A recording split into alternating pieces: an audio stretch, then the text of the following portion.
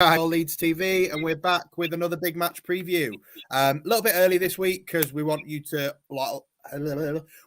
all to have a wonderful weekend of enjoying our content while you've got plenty of boredom to take place over the weekend. Because you don't want to watch scum, Chelsea or Spurs, do you? You want to be thinking about us on Monday night and getting through the pain of what last week was. So we will talk about it. We will get on to Liverpool, but we've got a different bit of a lineup this week. Tash is finally back. Hello. She is also midway through a takeaway, so you may forgive her for going like this every now and again. Sorry about that. And we've got Mike as well, who I believe, are you still midway through a McDonald's, mate, or are you finished with yours? I've given up, mate. Chips are cold. So I seem to be the only person that read the memo to actually eat your dinner before we go live tonight, but you know, is what it is. I'm not put in from work, all right? We all have jobs. In life. It's part of life. We all have to have dinner. It's fine. So, guys, if you're with us, get involved. Let us know your thoughts on everything that we touch on this evening. Danny's happy to have the boss back in the house. I mean, we'll see how she does until the end of the show. And if we'll judge her then. So, Tash, where have you been? What have you been doing? Like Leeds-wise, or no, yeah, Leeds-wise and in general. Not much really. Well, the fan cams are not on at the minute because I am slightly bland till the end of the season. Moving on. But they will. We've had a lot of questions about it, so the fan cams will be back next season, hopefully. Yeah. Okay. When I'm out on my timeout. Not much going on. Well, a lot going on actually, work-wise and things like that. So I've been a little bit busy, but yeah, I'm all good. How's everyone else? Good. Yeah, can't complain. Mike, how are you? You're finally put the TikTok down for 2 minutes to actually. Yeah, 2 minutes. And we got 10 Thank you for mine. 10.2 actually now. Ah, nice. So not that he's counting. I'm really not counting at all. Apart from that, just working, family, kids, and all of that. Good. If you want to see Mike really mug off other people's fan base and that, just go check our TikTok out. It's quite funny. There's more to come. Especially depending on the score on Monday as well. That would just blow up. Well, we had some good memes coming out of the last time we played Liverpool earlier in the season, didn't we? With the Jesse Marsh and the cigar. I think that's probably the only time I enjoyed seeing a picture of Jesse Marsh with a cigar in his mouth. But you take what you get, don't you? So yeah, I mean, for me, it's been a little while. Obviously, I've been away for the last week and a half. So I've missed 3 games in a week, typically. The one time I go on holiday is the time that the Queen decides to die and let the fixtures get rearranged so that I can't sit. My ticket was in the fucking South Stand. The first time I've got a ticket in the South Stand all season, and it gets moved to a time where I'm in Spain. And then obviously had tickets as well to the Palace game. That ends up being as I'm on a plane back. So we managed to watch all 3 games, but in really different places. So the Arsenal game, so we'll touch on all 3. We'll go Arsenal, Forest and Palace. I'm not going to spend long on it because I know depending on which game, you might not want to dwell on them too long. Shit. As quick as that. As quick as that in some books. But the Arsenal game, I think, started well. The result was kind of what we expected in the end, even though the performance for the first half an hour until the penalty, great. So we ended up watching the Arsenal game at Lad and Dad's house because they live quite close to Manchester Airport and we were flying the next day. So we went around there and had a whole family gathering, which was nice. Forest, we ended up watching in an Irish bar in Malaga. And then the Palace game, we watched in the airport.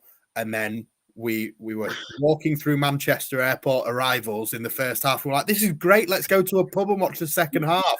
And then we bought dinner, sat down, and we're just like, why the fuck did we buy dinner? This is shit. So, obviously, different experiences for us. But, Mike, how did you enjoy those 3 games? And I think we will obviously save Palace till the end and we'll all give our sort of say on Palace. But the 3 games, where did you watch them all? How was it all for you? And I'm assuming you just remember the Arsenal game. Forest here. I can't remember the Arsenal game at all, like where I was. I was getting ready for work, that was it, because I had work in the evening. So I was watching it in my kitchen. And then the Forest game I had on in the lounge. So I was just like cheering, celebrating that game. And then Palace, I missed the first half, but I had it on the radio because we had a kids event. Yeah. And then I was watching it in the pub, and I literally just threw my phone on the floor and gave up. I love how you missed the first half of Yeah, all the exactly. things to miss. And then I watched the second half, and I went, no.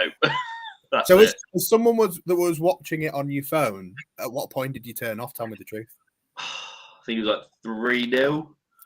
No, 3-1, sorry. And I just went, no, I've had enough. But then subconsciously, I kept putting it on.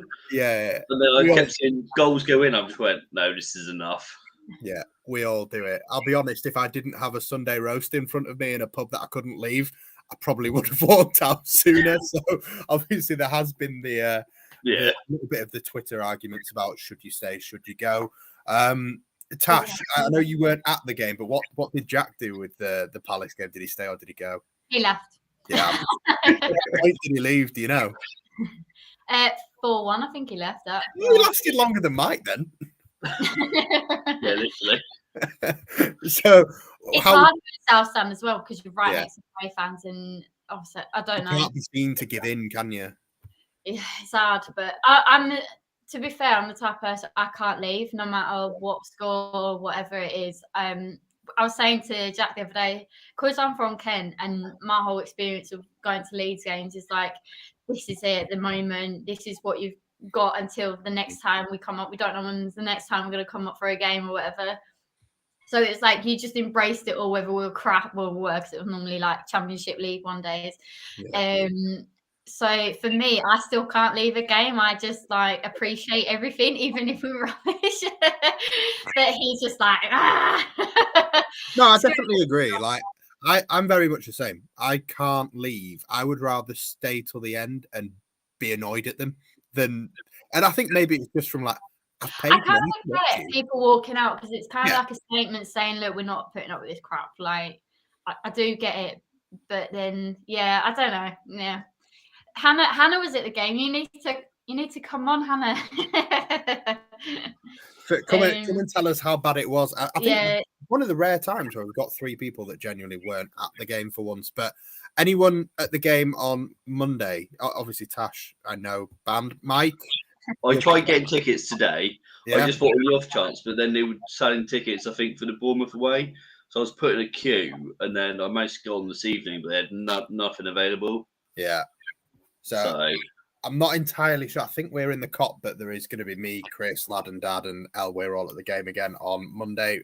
First chance back for a little while, which is nice. And then fingers crossed, me and El still hoping to get to the Leicester game as well. But still a couple to get to before the end of the season, Mike. So get yourself up. You should do. And if not, we'll just all have like a watch party somewhere so we can get you involved somehow. Do they still do it at Pavilion? Probably. I mean, I know that it's all very corporate these days in there. If not, you can like slump with me, Mike, Yeah. in the loser section. Reject pile. So, I mean, we've skimmed past a little bit. I think we do kind of have to talk about Palace in a little more detail. The other two you can kind of get away with going. Played all right for a bit at Arsenal, didn't get the result and got the pumping we deserved, I think, second half there. Forest, obviously, great result. Looked as though after that game, you'd sort of start to believe maybe we're safe. If we did a league.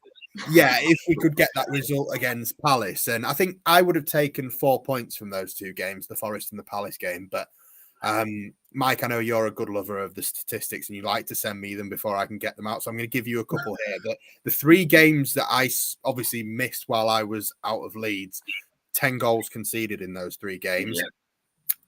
Max Verber missed all 3. Tyler Adams has now missed 4 games and we've not kept a clean sheet in any of them. The defense is becoming a little bit leaky again.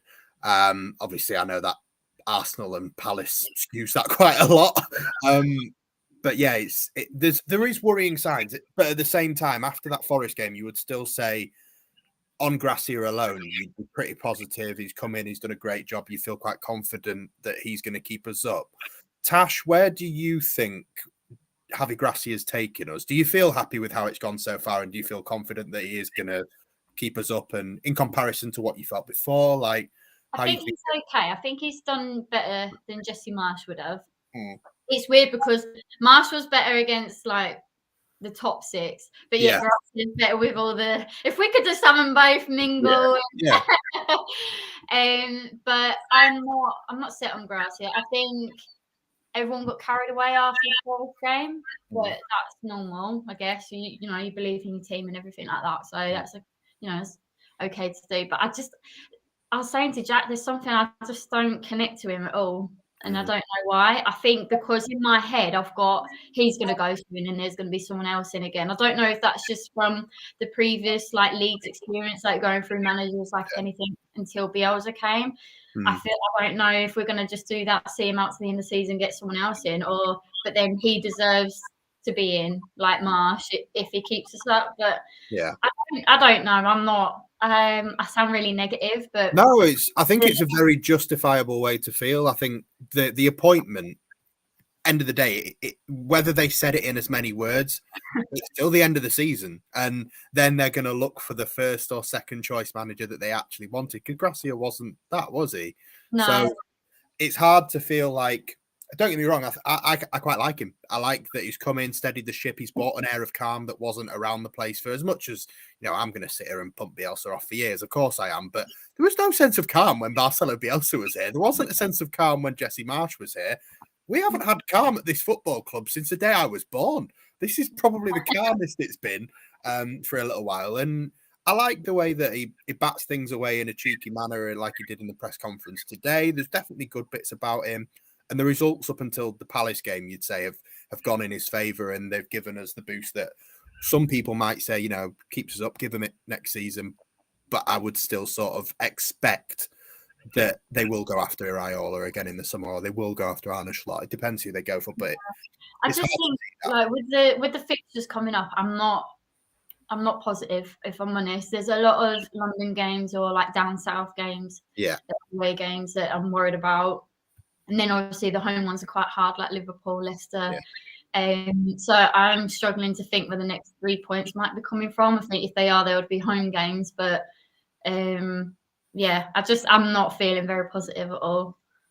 No, that's understandable. I think you're right to say with some of the games coming up, with some of the teams that we've got to play, the trips that we've got to make away from home, fair dues. But if I had to ask you now, flip a coin, heads or tails, where do you land? Are we staying up? Or do you think we're in trouble? I think we're going to be depending on teams around us. I think we might just scrape it. Yeah. If we do, I think it might just be another repeat of last season, if I'm honest. Yeah. But I'm only going off what you said. You're more tempted to lean to he might just do it. You don't. I think we're going to get. If my head says like relegation, but then my heart. No, there's no way we can get relegated again. Like, don't go back. It was both head and heart saying, "There's no way this fucker's keeping us up." And I'm just like, I don't know. A little bit of you thinks that he might do it, so I'm gonna eke the positives out. I'm gonna say, I'll try and be more positive. Good.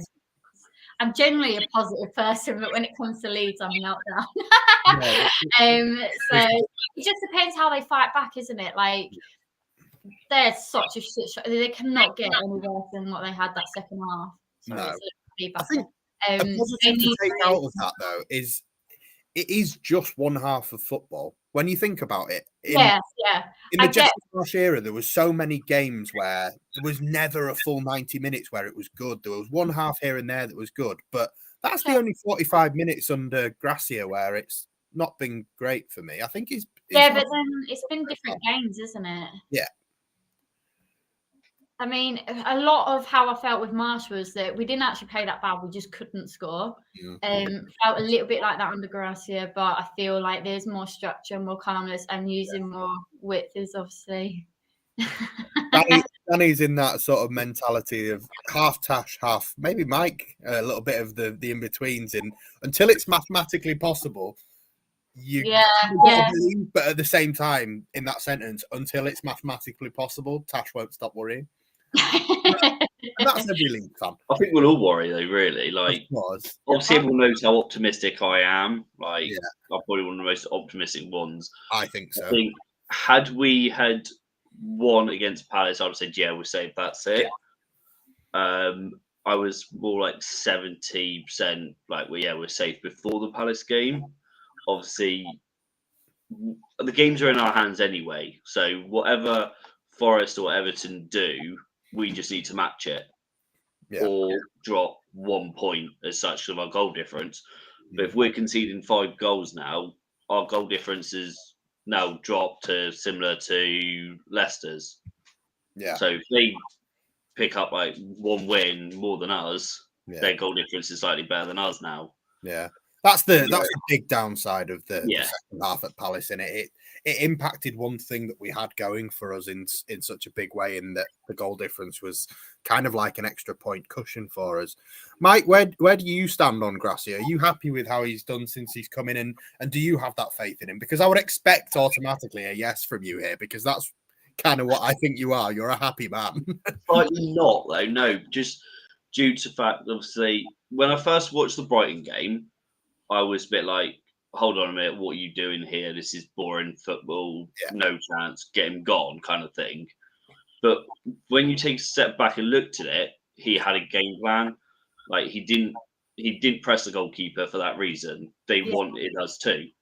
And I said that to a few people.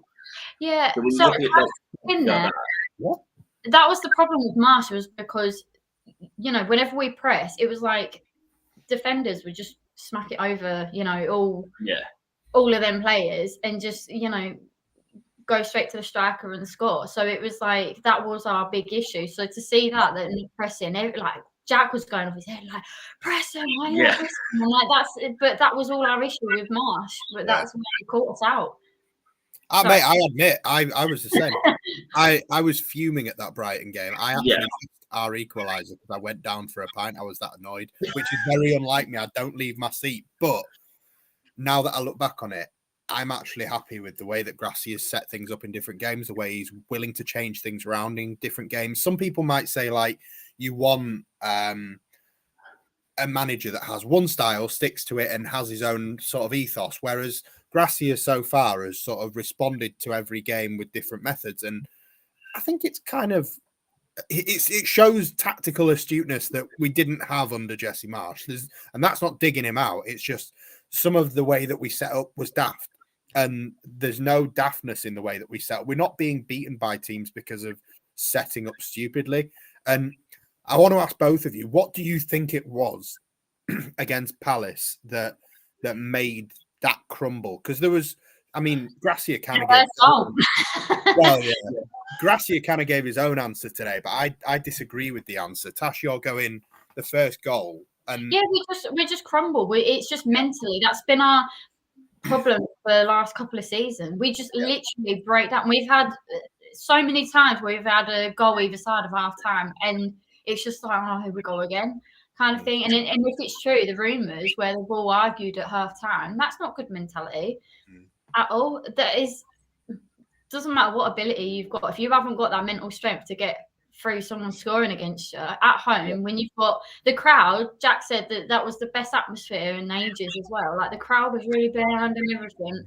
They just completely, and I think what was so disgusting about that second half was the fact that they just didn't. It looked like they didn't care. It looked like they'd given up. Do you know what I mean? Yeah. It wasn't just purely that they played shit. It was the fact that they, in their heart, had given up on everything, and that for me is a no-no. When you play for Leeds, you give everything. You can see it. If you watch the highlights back of that game, so I watched the highlights, mainly the goals. You can see the lack of intent from the players. No, I'm not digging anybody out here, but you can see, I think it's the second or third goal, Luke Ayling is just standing there ball watching, and he doesn't move at all. Yeah. And you see it with other players doing it. So it's not just him. It's other players literally just standing still while they pass it through. Yeah. Yeah. Mate, I think you're both spot on, and a lot of people in the comments saying exactly the same thing. what Gracia kind of said today in the press conference, I think like any manager, he tried to take some responsibility in that he said certain decisions that he might have made tactically maybe impacted it, taking people off because they were on yellow cards, switching positions around. But he compared their 2 quick-fire goals after the second half kickoff to like a boxer being wobbled. And again, that does sort of speak true of what everyone is saying mentally. But mentally for these players, and like you said, Tash, I think this isn't a recent thing. This has gone on a while now. You don't have a football team with a chant of Leeds are falling apart that gets sung at us that fucking often if it's not a little bit true. We have this about us, and I think there is a mental fragility to some of our players that I do think has been there long enough now for us to be able to sort of question the leadership in this dressing room. And, you know, Coops hasn't been on the pitch, so you can't say it's all on Coops. But I think with some of the players, that evolution of moving on that championship squad, it's just another piece of evidence that I do think this is right as well, though. Like Palace did change their formation as well, which worked. And I think they did the clever thing in that some of their individual players, namely like Eze and Elise, who have torn us apart every time we played them, both for, you know, QPR with Eze as well, and Reading with Elise, and when they've both been at Palace, it just sort of freed them up. The same way that we were going at them in the first half. I think he basically kind of said to him, like, right, lads, you've got a bit of momentum here. Their heads have dropped. Have a look at what they did to you for the first half an hour and just fucking do it back to him.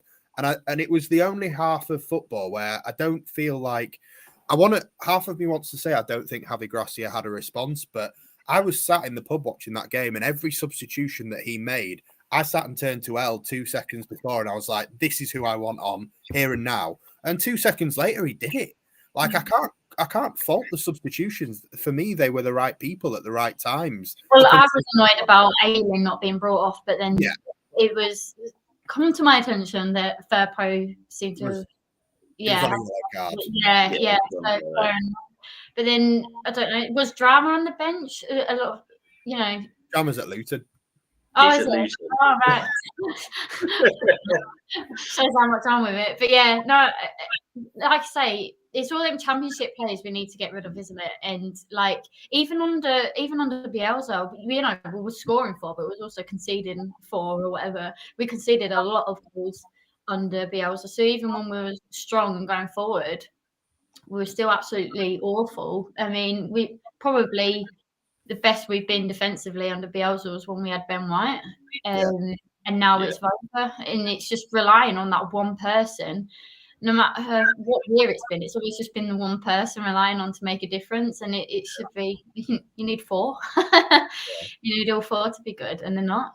Yeah. No, I think this from Stargates was definitely the thing that it looked like Gracia was referring to in the press conference today, where he said one of the changes I made was because Firpo was on a yellow card. I had to switch Rasmus over to left back and bring Ailey. He didn't name names, but he did say someone was on a yellow card.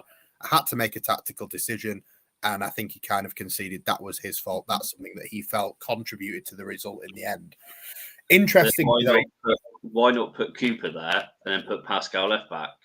Well, yeah, I suppose you could put Pascal when he started off as left back at the start of the season, he's been playing there. So I couldn't honestly give you an excuse, mate. I agree. Bringing Cooper on again for me when the heads have completely gone, and the thing I automatically went to was lack of leadership. And you've got a Liam Cooper on the bench. I know people might always say quality-wise he's not there, but that's people's opinion. For me, as a leader, you can't question him. And as much as we all have wonderful things to say about Luke Ayling as a person, as a legend of the club because of what he's done over the years, I think over the past 5 or 6 games in particular, he had a great couple of games against Man United, didn't he, under Scavala?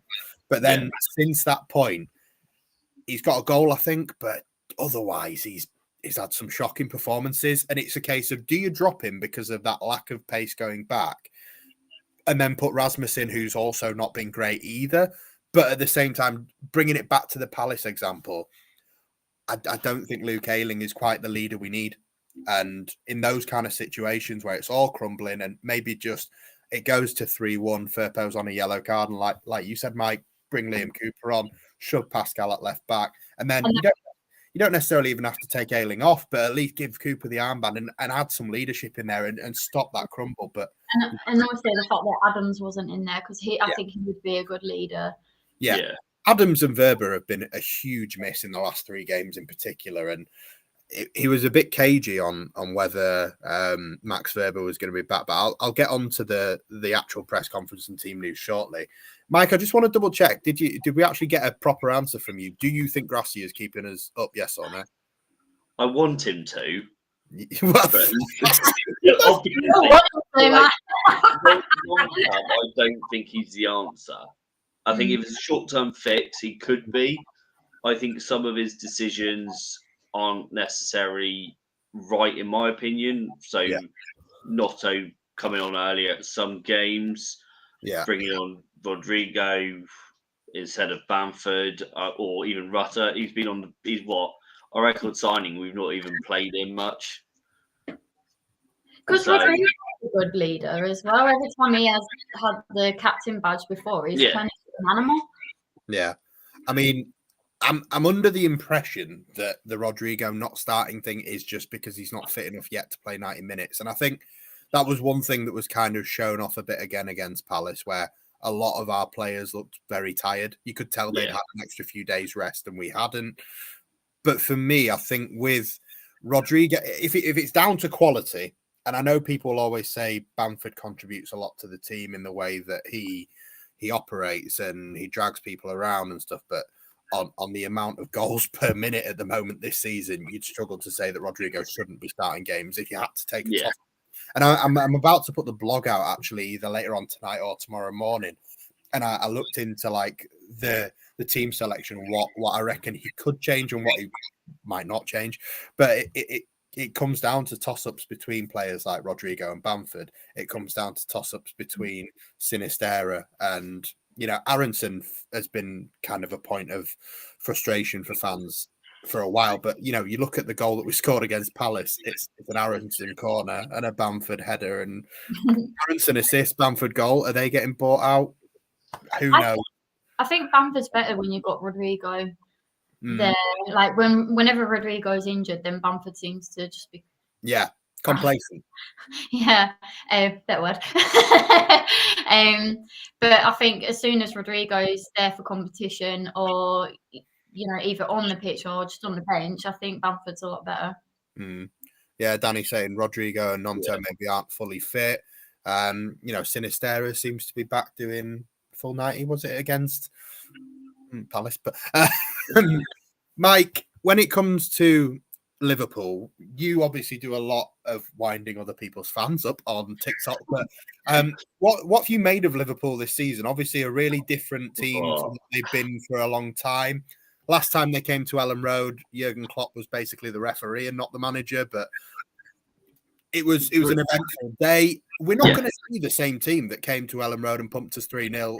We were down to 10 men that day because of Klopp, but they pumped us 3-0 in the home leg. They pumped us 6-0 in the away leg. And then obviously this season, 100% record going into this game so far, 1-1. Exactly. Only team to beat him at Anfield in the league. Just saying that again.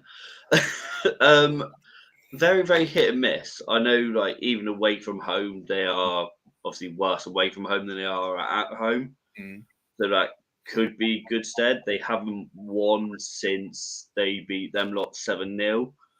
They lost to Bournemouth, Real Madrid, drew to Arsenal, and I can't remember who the other one was. They lost to Man City. Who? Lost to Man City. That's the one. So still decent teams, but obviously losing to Bournemouth. Right.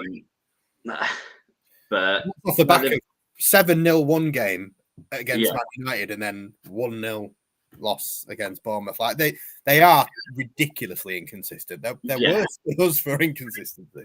So it's just what Liverpool's going to turn up, Is it one that's going to be like, right, we need to get our act into gears, firing on all cylinders, or one that not up for it? Did you see the Arsenal game last week, though? They were obviously 2-0 down. I've seen some of the game, yeah. And essentially, Granit Xhaka did a typically Granit Xhaka thing and went and wound up the Liverpool players, and the crowd got behind him, and all of a sudden they pulled it back to 2-2. Firmino scored a late equaliser. I think it was 87th minute, but then the last 5-10 minutes, including stoppage time, Liverpool really should have gone on to win that game. Title race would have been fucking game on. But I think if you watch the second half of the Arsenal-Liverpool game last week, as a Leeds fan that's just been pumped 5-1 by Crystal Palace, you should be worried. I'm not going to lie, like, you should be concerned. But I still want to say, like, it's not the same Liverpool side that have pumped us in the past. But surely you worried at all? A little bit. I'll get on to the predictions later on because I've already made a prediction the other day. Yeah. But part of me was like, yeah, we're going to get absolutely trounced here and all of this. We're going to get battered. And then part of me is like, hold on a minute. It's Liverpool this season have been very inconsistent. Like, their defence is pretty shaky. Their midfielders, who knows who's going to play? So they are lacking in that area. But it's just whether or not, like I said, what Liverpool turns up, you know? Yeah. And what Leeds turns up. Well, yeah, there is that. I mean, yeah. Salah obviously scored and missed a penalty again at the weekend, but missed a penalty again in that Bournemouth game as well. Just give him penalties and let Salah take it. Just keep taking them now. Well, yeah, he's on course to have his worst season in a Liverpool shirt, and that's 5 seasons. Well, but he's still got 13 goals and 7 assists.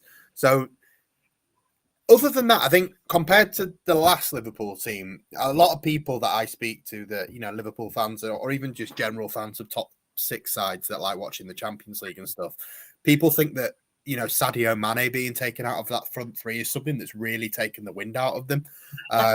Obviously, not doing it quite the same at Bayern Munich, but they've still got frightening players for us. But at the same time, Tash, you shouldn't fear them quite the way that I feel like when they came to Ellen Road and it was 3-0, Strout got sent off for the leg-breaking tackle, which wasn't a leg-breaking tackle at all, on Harvey Elliott. Realistically, down to 10 men, 3-0 was a good result that day because we were expecting the same 6 that we got at Anfield. But this isn't a free hit, is it? Because they're not that. They're not. Come on, they're not the same Liverpool team they was last season. They were on fire last season. But it just depends, like you say, what Liverpool turns up, what Leeds turns up, and I think the crowd will get behind them. I think we'll make it quite a toxic atmosphere and that, and we seem to really thrive. But I don't know, it seems to be under Gracie, we just don't seem to perform against the top 6 like we did under Marsh and Bielsa for some reason. Well, under especially the Arsenal game, he didn't even put out a strong team really. So it's quite a questionable lineup. So it seemed like he was sacrificing that for the Forest and Palace games. He didn't want anyone injured for them. So do you think he might maybe sacrifice this one in advance of Fulham away? Because this one is a home game, so I don't know if it's a bit different. I'd rather win this one against Liverpool than Fulham because we tend to lose at Fulham anyway. Well, I don't know. I'm not confident about any games at the minute because I just feel like even the games that we have won, we've scraped a win kind of thing. It's been a bit dodgy, and we just seem to have about 20 chances before we actually score a goal, which is annoying. And it just if it comes down to just pure ability, then obviously Liverpool. What worries me with that Palace game is the amount of pace that Palace had against us when it's 1-on-1 to run back to defend. We lose every single time. That's when everyone catches us out. Yeah. Like I disagree with what Gail put then. I can't remember exactly what it was. It was just basically that we need to take points off the teams around us. I'd say I agree, to be honest. In a way, but the way the Liverpool are playing, they're to get out, it's 3 points or even a point, a point or a win against Liverpool. Especially when you're massive way to staying up, especially when you look at the likes of Forest fixtures, Bournemouth fixtures, Wolves' fixtures, less even West Ham's fixtures. Yeah. You know, One thing I will say, and one thing I'm going to ask both of you in a second, actually, I think if we win this game, you can basically say quite comfortably, with 7 games to go, 32 points on the board, if you can beat Liverpool with the games we've got to go, we should be safe. If we beat Liverpool at home on Monday night, Mike, are we safe? 92%. Tash is going to give me a much lower number there, but I can see it in a. I'll go for 92% sure we'll be safe if we win. Okay, Tash. It's just so hard. Like, this season has been crazy. Like, it's so tight down at the bottom. It just depends what teams around us do. Yeah, I think you are right. Definitely, it is definitely dependent on the results of other sides in their games. And I think when you look at the fixtures, we did this. I know a couple of other Leeds podcasts did this, but me, Dad, and Chris did this on the last episode. And we predicted all the way to the end of the season. And I think if you just look at the games that other teams have got left in the league this year, I actually felt more encouraged by our run-ins than a lot of theirs. Yeah, but that was last season. Do you know what worries me is, like, when the stat that they've come up here, but Liverpool have only won 3 away. It's so Leeds to be beaten. Yeah, of course, yeah. Things like that just worry me. It's just, Leeds are so unpredictable. It's hard to say, yeah, we're going to win or we're not going to win or whatever, because, you know, we'll be really, really down again, and then they'll come out and do an amazing performance. You think, right, we can go on a we can go on a bounce now and get a good momentum. We had a momentum in the cup, and yet we still didn't perform in the league, and it's just frustrating every time you think, yeah, we can really go now, and then we just don't. And then times where you think, yeah, we've got no chance, then we do.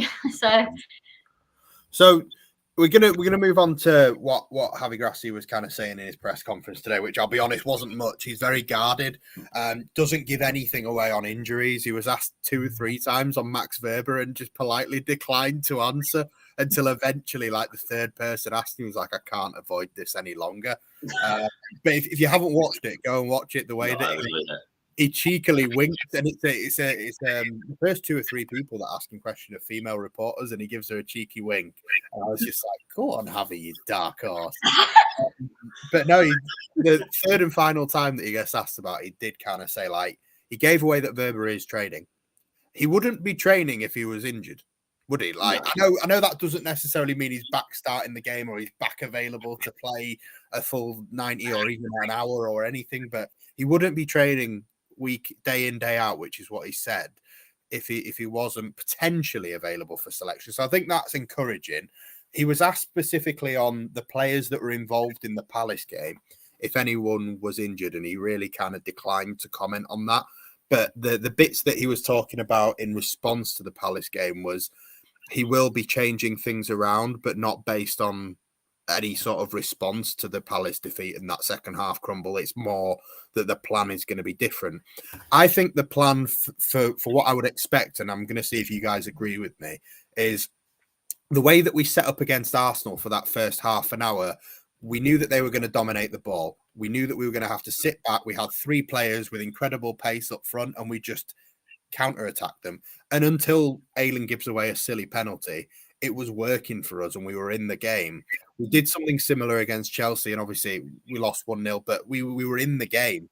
I can kind of see, like Tash says, the results haven't gone for us against those bigger sides. This is the way that he's improved the results against teams around us. But do you think he'll just sort of resort to type as to what he's done so far against those bigger teams and just sit in, look to contain and frustrate and hit them on the counter? And maybe the only changes we see tomorrow are kind of like pacey people coming in to catch them on the counter. Do you think that's kind of a sensible way to set up, Tash? I think the way that obviously they've got their, like, Premier League teams, Liverpool especially, will have pace. So yeah, sitting back would be a sensible idea because we just can't win against one-on-ones. But then it's like, well, it didn't work against Arsenal. Like I say, it was working. Let's just finish at half time. We'll be fine. Have that tactic first half, go for a different tactic second half.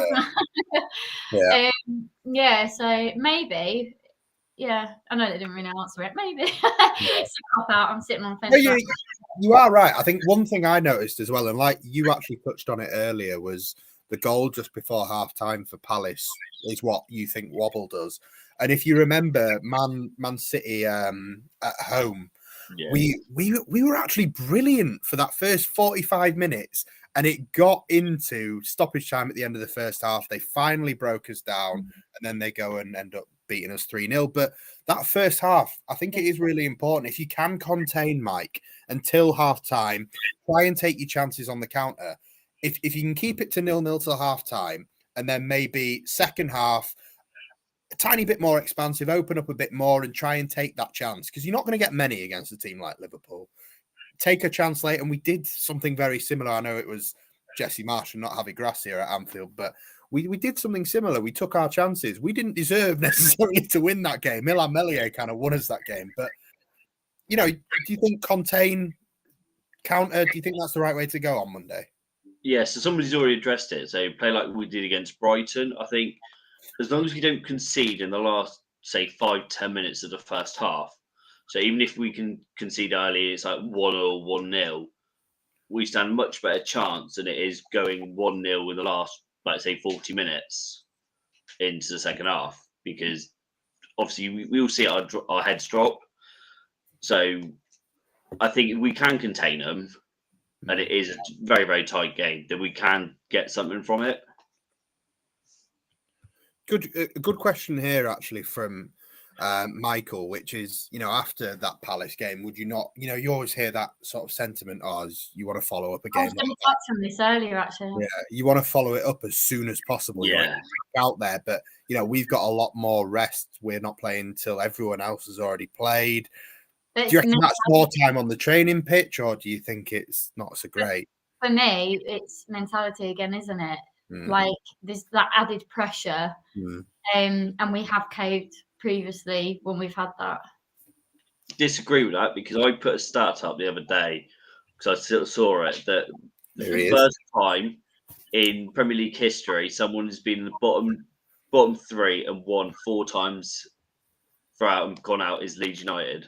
No other team has done that. That burnt my head out. I didn't understand that stat at all. I was like, the way that I worded it was wrong. Leeds have been in the relegation 4 times, won them, and gone out of relegation. No other team has done that. But, and just as a stat man, I'm going to frame this a different way. You are also talking about the only season in Premier League history where the team that has started bottom of the table has won the most amount of games all season. So it's framed a little bit different this season. Stats are kind of, you can frame them however you want to suit an argument. But whoever has been in that bottom, and that's why it's so tight. That's why so many teams are still so fucking congested in that 20th to 12th part of the table. Whoever's been in the bottom 3 all season has kind of got themselves constantly out of it. And most teams that have started the day 20th in the table have tended to win more than the team in 10th or 11th or 9th, which is not what you'd expect usually, because there is no Norwich or Watford this season. There's no bum boys getting slapped about every week. No. You know, Southampton are starting to look like they could become that. Leicester are threatening to go there, but no one's cut adrift yet. It is incredibly tight, and it's hard to know whether this is going to be something that can be decided soon. Most Leeds fans would say, come on, just get a win or 2 over the next couple of weeks. Let's have this sorted. But I think most people will have the look on Tash's face that she has right now. It's not going to happen. Last day of the season, we're going to stay up by a pinch. Against Spurs. I don't feel incredibly confident, but I don't feel like we're going down, touch wood. Like I'm not depressed. This time last year, I was like all over. Yeah. Like, I've got a bit of hope, and I'm not a hopeful person. I'm usually nowhere near as bad as Tash, but quite a depressed Leeds fan, a dreading Leeds fan. So we'll get on to some sort of lineup predictions then. So give me your back 4 and goalkeeper. I think the goalkeeper's probably going to be pretty self-explanatory, but I do want to touch on the goalkeeper thing very briefly. He's been going a lot sick, Tash, who do you expect to be your back 4? And obviously, I'm Mike first. I need to think about it. Okay, sorry. Yeah, I'm going Mike first. Expect or want here. No, expect. Fine, give me what you expect and what you want. Okay, so Ayling, Koch, Pascal, Verba, and no, sorry, Firpo. Unless Verba's fit, then he'll go instead of Pascal. So you would still start Ayling. I think that's what he will do. Oh, what right, I want is Christensen, Cooper, Koch, and Firpo. Right. So unless Verba's fit. Yeah. So obviously, I think most people, if Max Verba is fit, is putting Max Verba in the starting lineup. I think we can all basically go Mellier's in net regardless. This is exactly what I was going to say. Hannah has beaten me to it. I love Illan Meslier, and I think people will always say he's the only goalkeeper of his age to ever have made as many appearances, kept clean sheets. Like, the stats are in his favour. But when you look at what's been at the club in the time that he's been here, he took the shirt off Kiko Casilla, who was dog shit, and, you know, a racist as well. Since he's gone, he's got Christopher Clarkson, who has, you know, made one appearance at Wolves last season when Mellier's come off, but in the under-23s hasn't looked convincing enough. Since then, Clarkson's now kind of disappeared from the bench, and Joel Robles is the second choice. I'm sorry, but, you know, we were playing Crystal Palace last week. Their number one, Vicente Guaita, was injured. They bring Sam Johnston in, who was perfectly competent, did a good job. Joel Robles is a terrible second choice in comparison. Like, I was there at Cardiff away. He was dog shit. And that's the only time I've seen him play. I've seen him play when he was at Wigan. Shit then. So for me, I do think there needs to be more competition. I think this summer, not necessarily someone that's going to come in and say, sorry, Meslier, you can't play anymore, but at least give him some competition, because for me, he is getting away with making the odd mistake here and there because there is nothing to challenge him. And having a couple of cheerleaders on the side to clap him on isn't helping. The back four for me, I agree with you, Mike. If Verba's fit, Verba's in it. But I'm tempted to say he won't necessarily be fit to play the full 90. Maybe we're lucky we get him on the bench and he can come on and make an impact, because we've conceded goals without him. It's as simple as that. Firpo continues at left back. No doubts about that. That has to stay the way it is. Which who would have thought that a year ago? It is what it is. Months ago, even. I think because Firpo stays at left back, Pascal, for me, still starts ahead of Coops. As much as I'm all for bringing Liam Cooper in, but I would also quite happily take it the other way around. I'm not fussed. Robin Koch will stay at right centre back, and then it is a case of who's at right back. For me, Ayling hasn't been good enough the last few games, and the pace going backwards is a worry against a side that has Mo Salah, Cody Gakpo, Darwin Núñez, Diogo Jota. Whoever you're going to put on that side will torment the fuck out of him. It's as simple as that. Yeah. But I will counter it by saying, when have you seen Rasmus Christiansen show any sort of pace going backwards as well? So when Tash mentioned Cody Drammer, I know he's not here, but at the moment, while he's out at Luton, and I think an article came out this week with him kind of saying, you know, I'm off. I'm staying at Luton. I ain't coming back to Leeds. And if you're Cody Drammer now watching these two this season, you'd kind of think, why the fuck am I not getting a chance here? Because it is a weakness. That would be, so for me, another goalkeeper this summer, and I'd say a right back now has to be something that's on the list. But Tash, what would you go with in your back 4-5, including keeper? I think I'm feeling the same as you. I don't feel confident in Ayling or Rasmus. I think they're both okay going forward. I think Ayling often play a back three then, yeah? Yeah. I'll just stick Cooper in somewhere that he can't be. Walking into a back five and put Ayling and Christensen to counteract it. So one would go forward. We've done this back five, and it's I know we have. I know it's awful. But again, it's a different manager, different setup, you know? Well, Javi's done it as well, and it looks shit. You just need to lie down in front of Meslier. Can four of you just play on the goal line, please? Just goal line hanging. It's weird, because before we was like, oh, we've got so many options, like it's really good. But now, what a year changes, isn't it? But yeah, definitely Vober if he's fit. Pascal or Cooper. Cooper makes some stupid mistakes, doesn't he? Against important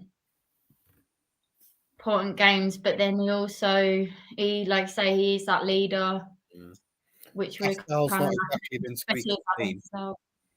You what, sorry? Pascal's not exactly been squeaky clean. Yeah, he's been a bit. It's ever since he got his hair cut. The dynamics are all different. So you don't really give a shit who's at right back because you think it's just all kind of wank, so it don't really matter, does it? Get my nan in for all we care. Maybe Luke Ayling should cut his hair. He might get better. So, I mean, I know someone put in the comments Weston McKennie has played at right back before, but if McKennie's playing right back, then you're putting Forshaw in midfield. So we've definitely got Firpo left back. We're all sold on that. I think we're all sold on Koch right centre back, of course. And then I think the only sort of toss-ups could be, is it Ayling or Rasmus in right back, and then is it Cooper or Strauch in left centre back? I'm going to ask you both before we move on to the midfield. Mike, what formation do you actually think we're going to play? Obviously, it seems to normally be a 4-2-3-1. Yeah. But like I said, we set up differently against Arsenal and against Chelsea, and it was more like 4-3-3. And Rasmus actually played in centre mid against Arsenal, did he? And Jack Harrison was in centre midfield as well, alongside, was it Rocker or McKennie? One of the two. Yeah, it was Rocker because McKennie had come back from international with flu or something. So weird little midfield three. I can't imagine it will be exactly that midfield three again because McKennie is there. But would you imagine it would be 4-2-3-1 or would you imagine 4-3-3? I want him to play a 4-2-3-1. I want him to play 4-2-3-1. I think that's how we've been playing. We've been playing our better football in that formation. And just because you're playing against a top six side, you're changing it around, and the players may or may not be used to it. They're definitely not match used to it. But they may be like in the training room, but it's a whole different kettle of fish. I mean, if you are going to play three in mid, you want to see McKennie, Rocker, Aronson, in my opinion. You don't want to see Harrison there or a winger there. Harrison is better in midfield, just behind the striker rather than the winger. Harrison or Aronson? Harrison. So, yeah, I mean, it really frustrates me, right, when Harrison is on the wing and he just runs into the player and loses the ball every bloody time. You know exactly what he's doing. It frustrates the hell out of me. Or he'll get it out to go to a corner, which we fuck up, right? We never get anything from a corner. So it just... I scored from a corner in the last game. We lost 5-1. We scored against Man City from a corner as well this season. We very rarely get anything from corners, but I'm not like every single time Harrison is on that wing, he just runs and then he gets to a point and he's like, don't know what to do now, and he just runs at a player and then loses the ball. It just really frustrates the hell out of me. I think, I don't know, I would, sorry, this was your lineup anyway. No. But yeah, I think midfield, I definitely agree with Mike. I've always wanted to kind of see Aronson in that midfield three. And the only time I saw it was Arsenal at home under Jesse Marsch, and I thought it worked. But so far, when he's played under Gracia, and especially when it has been a 4-3-3, Aronson's been he's normally actually been like the focal point, the striker, and Rodrigo or Bamford has been to the side of him, which I find so weird. But yeah, I wouldn't mind seeing a midfield three of Rocker, McKennie and Harrison. I just don't think it'll happen. I think if it is going to be a 4-3-3, hopefully McKennie, Rocker, and I think it will be Jack Harrison that dropped into that midfield three so that he can allow what he wants to happen with that front three to be what it is. But if it's a two, again, yeah, definitely McKennie and Rocker. Tash, who would you like to see in midfield? I'd probably say Rocker and McKennie, and then either I think Harrison or Aronson. Like I said, I don't like Harrison on the wing. Aronson has been really good lately, actually, like running around the ball and everything like that. So, you know, he's got a lot of pace, but again, he just loses the ball. He's a bit weak. But I think he's done really well. I think a couple of games he's the only one who's shown anything. Like determination, and that he's got a lot of determination. He's got there's ability there, but it's just we all know that first touch is potentially world class. Yeah, it can be incredibly frustrating. Yeah. But that being said, like he's got the most assists of any English player outside of Bukayo Saka, who's potentially on his way to winning a league. And you heard that stat, was it before the World Cup or the Euros, where he'd got the most goals and assists of any English midfielder in the Premier League at that point. And he's never really been in contention for England at all, has he? But he constantly does it a lot more than most English midfielders. So he doesn't maybe get the credit that he deserves. But is that because he is so frustrating at times to watch?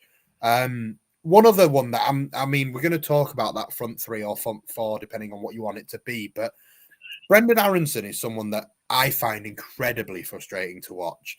And you see him do sort of a similar thing, run into corners where he's not actually going to take us anywhere, ends up on the floor, doesn't end up doing anything. But he got an assist last weekend, and I don't expect him to be dropped. He's the only player that's actually started and played every fucking game this season, which is mental under both managers. But a lot of fans are quite frustrated with him. Tash, what do you make of Brendan Aronson? That was actually who I was on about before. Sorry. Not Harrison. I was on about Aronson. Yeah, he's just so weak, isn't he? He's just so lightweight and can easily just be knocked off. But like I said, he runs around everywhere and he really puts that effort in. And I think he's quite like for like with Jack Harrison. I think that's why I'd put one on the bench and one in midfield. Either one I'm not that bothered about. I think they're both the same in the same areas and both really good in the same areas. Like they're quite definitely better without the ball, I think. Yeah, and just like I say, their assists are quite good, but I just think, I just don't want to see him on the wing either of them. I think Harrison definitely offers more in actually like end product, and for someone who we always say like that free kick or that corner never beats put it out nowhere, can't he? Whereas Aronson, we haven't seen it yet. Mike, what's your take on Brendan Aronson? Would you continue to have the faith in him that both of these managers would have had? When you've got the options as well of who's actually on the bench, like Willie Gnonto's on the bench for fuck's sake. No, I know, and I to be fair, before Harrison started this form of like scoring and stuff, I would have dropped him. I personally like Aronson. I liked him when he was at Salzburg, so I watched him a few times. So I like him as a player. Yes, I can see where people are coming from that he is slightly weak, but at the same time he's adapting to the league. It's a completely different league. It's a lot more faster. It's a lot more demanding. The players are fitter and stronger. So he's coming into it more and more. So I would stick with him. I've changed my mind. I think midfield, I'm going to go put Bamford in there. Got the work rate that we need, isn't it? But if he's not up front, then we're fucked. No. No? Okay. So, right, Mike, you're going to give me first. So you've given me your midfield 2 and 3, whichever way it was. But I want to know what you expect as a front 4 and what you want as your front 3. Because you wanted a 4-3-3, but you're expecting a 4-2-3-1, yeah? No, I want a 4-2. Yeah, other way around, yeah. Right, so I kind of expect it to be the same depending on Bamford's injury. Yeah. If he's not fit, then it'll be Rodrigo. Obviously, I want. Bamford was injured. What happened? Yeah. He had a bit of a twig last game. I don't know if he's fully injured or not, but he was pulled off the last game. He's made a biscuit, so probably. Yeah, I think if he's out, then it will be Rodrigo that will come in, and I think they will just stick with that. Would you not, if you had the choice anyway, would you not rather? Oh, he's that upset by the biscuit. He's gone. How dare you call Bamford biscuits? I'm leaving. I mean, the question I was going to ask him, I'm hoping he comes back. I was going to ask him if you had the choice between the two, surely. I know people will always say Patrick Bamford and the way that he plays, he offers so much more to us than just goals. Yeah, that's like in midfield. Oh, I think he's back. We've just heard that he's here. So the question I was going to ask you, Mike, before you rudely fucked off, was if you had a fully fit Rodrigo, regardless of whether fully fit Bamford or semi-fit Bamford, surely on the goals per minutes ratio this season, like you'd get Rodders in, surely. Yeah, I'd definitely have him in. Fair enough. So am I part of this? Because you're saying I'm not part of the... here I am. What? Am I here? Yeah, you're here. Yeah, we're talking to you. We can all hear you. Okay, yeah, no, I would play Rodrigo personally over Bamford. I think he brings more than just pressing, holding up the ball. I think he has a lot of that. It's that McDonald's that is fucking your Wi-Fi here. I think he's a robot. Burgers and chips have killed your Wi-Fi. Do you need a minute to go? No, he's gone. He's having a walk. Should I go Lardy? Yeah, I think you should. Yeah. Right, I'm going for Bamford in the midfield now. I'm just throwing out all sorts of tactics here, right? Luke Ayling up front where he can't do any damage. Yes. To be fair, they've all, like, even Firpo and that, they've all been better at bloody getting goals than they have defending, haven't they? Yeah, I'd either have. Do you know what? I probably love the non. It's a really sexy voice, that, isn't it? It is, yeah. Just joined. But I'd have Nanto and some of it. I really like their partnership. Yeah. Brilliant. And Rodrigo or Sinistera. Yeah. So there is a shitload of options to be had up front. I think for me, I wouldn't mind, and it's not going to happen. Like Mike says, we can do an expected lineup and a wanted lineup. I've wanted all season for Brendan Aronson to be dropped at some point. And that's not even a dig at him. I admit he has looked better in recent games, but even if you have a 4-2-3-1, you've got Rocker and McKennie in midfield. The pure number of options you've got, if there is no injury to Bamford, you've got potentially a Bamford or a Rodrigo as your number 9. And then with your three in behind, you've got Somerville, who, don't forget, scored the winner at Anfield and went on a run of scoring a goal in every every game for 5 games in a row. Rodrigo did the same. You've got Somerville and Nanto, who play so well together and complement each other so well. Sinistera, who seems to be getting back to his kind of best. You know, Ruta hasn't proved himself yet, but he is an option. And I know that sounds harsh, but you know, Bamford's still there. Aronson, for me, shouldn't immediately be a guaranteed starter, and it is those first 3 that I said that for me should be starting if there is a 4-2-3-1. I don't care who's up front. For me, it should be Rodrigo, not Paddy Bamford. But I would have, for me, I'd have Somerville, Nanto, and Sinistera in whatever fucking order you want. Don't forget, Jack Harrison again is the one of the 3 that has played in that 10 role this season as well. So if he doesn't want to put Willie Nanto in a 10 role he's not familiar with, he could have Sinistera on the right, Somerville on the left, Harrison as the 10, Rodrigo as the striker. And that sounds fucking prolific to me. I think Harrison Bamford as a 10. Well, but there's no way anything that we say is going to happen tonight. It's not going to. Would you play a front 2 though, or not? I wouldn't play a front 2 because for me, Rodrigo and Bamford together doesn't offer as much as Rodrigo on his own has up front. I've tried that plenty of times and it just doesn't work. It's I think Rodrigo, if it was like a Rutter or Notto playing slightly off him. I think it'd definitely be an Nanto over Ruta. Ruta's quite far away for me at this moment in time on being in the first team picture as in like a starter or one of the first people you bring off the bench. I actually kind of think he only came off the bench towards the back end of the Palace game because of the position we were in. The game was over. It was like, fuck it, give him minutes. And he managed to come on and make his reputation worse by just rolling around. So I think hopefully we've got our predicted 11s in there along the way. We've got what we expect and what we predicted. Thank you for everyone, obviously, who sent in theirs as well. And I hope we've flashed up as many as we could. We're going to move on in a sec to score prediction. So guys, in the comments, plenty of you with us at the moment. If you haven't already, do the usual. Smash a like. Subscribe to the channel if you haven't already. I always say this, but if you are watching this and you haven't subscribed to the channel, what the fuck is wrong with you? Why would you be watching this? So do it. But of course, if you are watching, let us know what you think it's going to be. I've seen loads in the chat already, so I'm going to slowly scroll back and start trying to find some to flash up. But if you haven't already, get yours in. And I'm going to ask the guys what they think is going to happen on Monday night. So remember, what I want, first of all, how do you think the game's going to go? What's the score going to be? And I don't really care who scores for Liverpool, but if Leeds United do get a goal, who scores? And Tash, if Jack's there, you can get his as well, please.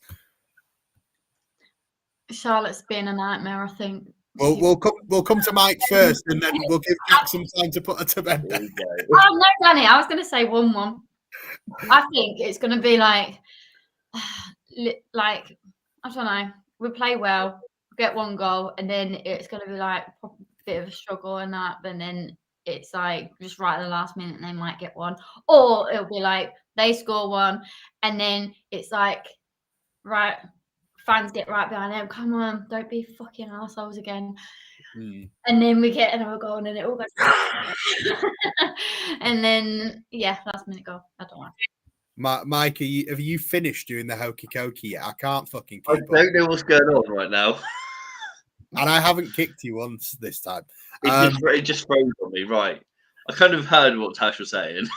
Yeah, Tash has gone 1-1 as well. Couple of other ones coming in as well. Gail going with the head and not the heart. Nige also seeming to go with the head and not the heart. A couple of threes for Liverpool here. Mike, come on, you're the positive one. Let us end on a high, mate. So, like I said, originally when I was doing my prediction show, I said, it's going to be 3-4-0 to Liverpool.